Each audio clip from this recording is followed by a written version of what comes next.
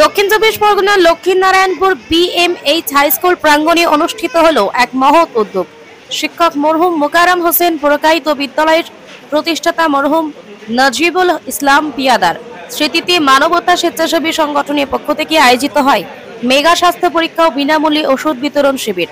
এই শিবিরে অংশ নেয় প্রায় 1000 মানুষ। স্বনামধন্য চিকিৎসক এবং নার্সদের একটি দল এই উদ্যোগে যুক্ত ছিলেন।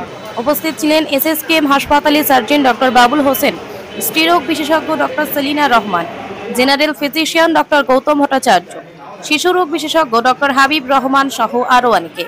এছাড়া ছিলেন doctor Talib Sarkar, doctor Babul Laskar, doctor N Haque, doctor Amanullah এবং অন্যান্য চিকিৎসকেরা। এই স্বাস্থ্য শিবিরের মূল লক্ষ্য ছিল প্রান্তিক অঞ্চলের দরিদ্র ও অসহায় মানুষের কাছে মানসম্মত স্বাস্থ্যসেবা পৌঁছে দেওয়া। নিয়মিত স্বাস্থ্য পরীক্ষা এবং প্রাথমিক চিকিৎসার মাধ্যমে বড় কোনো জটিলতা প্রতিরোধ করা সম্ভব। এই বার্তাই পৌঁছে দেয় এই উদ্যোগ। মানবতার কর্ণধার জুলফিকার আলী পিয়াদার ব্যবস্থাপনায় আয়োজিত এই শিবিরে দরিদ্র মানুষের জীবনে আশার আলো ছড়ালো নতুন করে।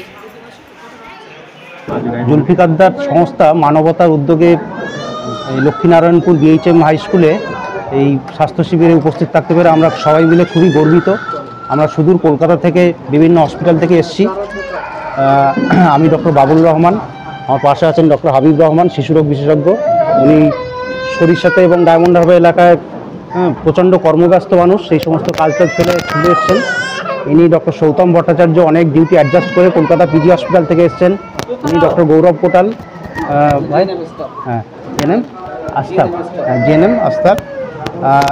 যাক, আমরা এখানে এসে খুব ভালো লাগছে। এরকম একটা প্রত্যন্ত গ্রামে এসে পরিষেবাটা আমরা দিতে পারলে খুব খুশি হব।